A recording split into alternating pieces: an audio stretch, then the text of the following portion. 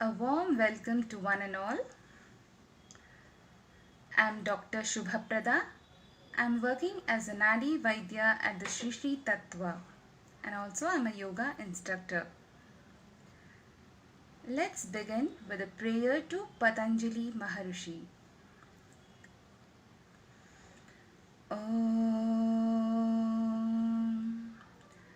Yogena Chittasya Padena Vacha Malam Sharirasya Cha Vaidyakenam Yopakarottam Pravaram Muninam Patanjalim Pranjalim Anatosmi. Let's all salute to Patanjali Maharishi, who has contributed to the field of yoga, Sanskrit grammar and medicine by removing the impurities of mind, language and body respectively. Yoga is one of the 6 schools of philosophy, that is Shed Darshanas. The founder of Yoga School of Philosophy is Patanjali Maharishi. The origin of pranayama dates back to ancient India around 5th to 6th century BC. Lord Krishna has told about pranayama in the 4th chapter of Bhagavad Gita.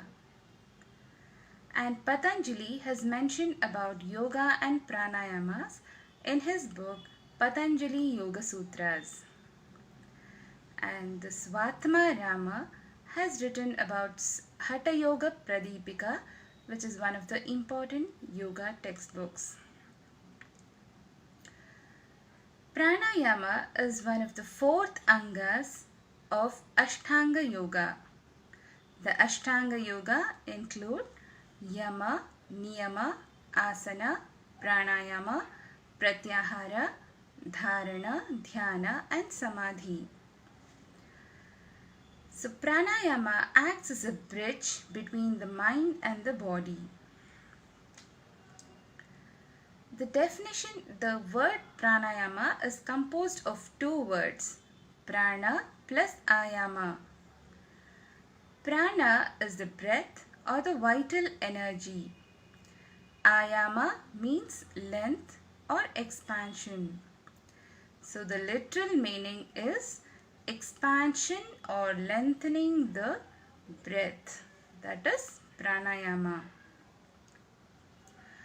Definition of pranayama goes like this: Tasmin sati shvasa prashvasayoho gati vichhedah pranayamaha. The person, after attaining asana siddhi, after sitting in a comfortable posture, he should observe his shvasa, inhalation, and prashvasa, exhalation, that is pranayama.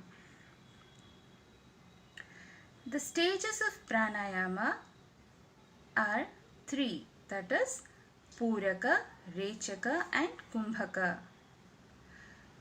Pranayamah tridha proktah Puraka, Rechaka, Kumbhakaihi.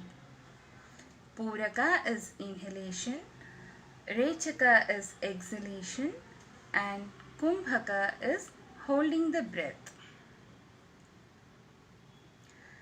According to the yogic anatomy, there are about 72,000 nadis in our body.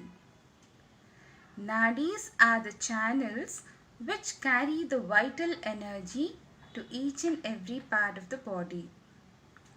So there are mainly 2 nadis, Surya Nadi and the Chandra Nadi. Surya Nadi is the right nadi, Chandra Nadi is the left nostril, which are connected to the external universe.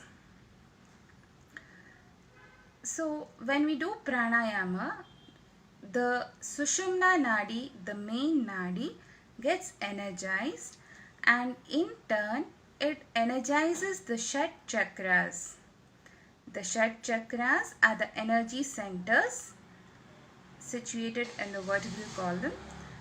They are mainly Mooladhara, Swadhisthana, Manipura, Anahata, Vishuddha and Agna. So the Shat chakras get energized, activated, and finally the Kundalini Jagarana happens in the body by the continuous practices. Now coming to the pre-procedure of pranayama, so that we call kriya. So there is a procedure called Kapalabhati. The word meaning of Kapalabhati is Kapala means face, Bhati means glow. So there will be glow in the face. So how to do Kapalabhati? Sitting comfortably, taking a deep inhalation. We have to start exhaling continuously.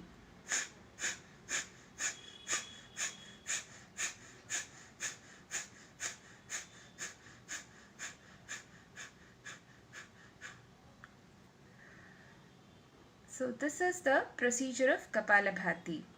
When we do this, there will be continuous elimination of the toxins from the body and the abdominal fat reduces and there will be improvement in the digestion and the metabolism of the body. Now, what is the perfect time to do pranayama? Pranayama can be done in the early mornings, Brahmi Muhurta, because it will be very calm and clean and peaceful. If not, at least 2 hours before breakfast or 2 hours before lunch or 2 hours before dinner. The stomach should be empty. And also the person should be having Satvika Ahara because the nadis will be clear. In case if the person takes Rajasika or Tamasika Ahara, that is too oily, spicy, stale or the non-veg food, the nadis will get obstructed and there will be delay in the process of pranayama. The full benefit of pranayama cannot be achieved. So the person should have fresh fruits, vegetables, sprouts, salads, juices, etc. Now coming to Nadi Shuddhi Pranayama, it is also called Anuloma Viloma Pranayama. So the person should sit comfortably, easily, adopting Nasika Mudra. This is Nasika Mudra. So now always should exhale through left nostril and inhale through left nostril, exhale through right, inhale through right, exhale through left.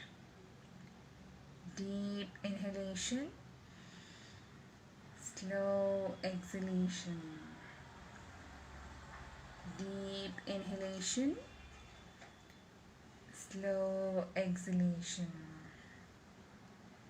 While inhaling, the body being energized. While exhaling, the body gets relaxed.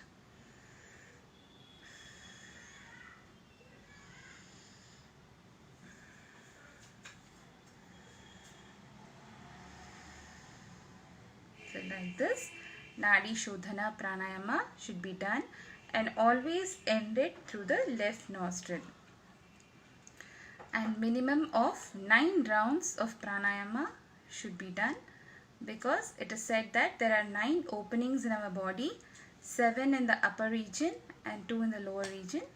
There is one reference that we have to do minimum of 9 rounds of Nadi Shuddhi Pranayama and maximum of how much ever you can do it.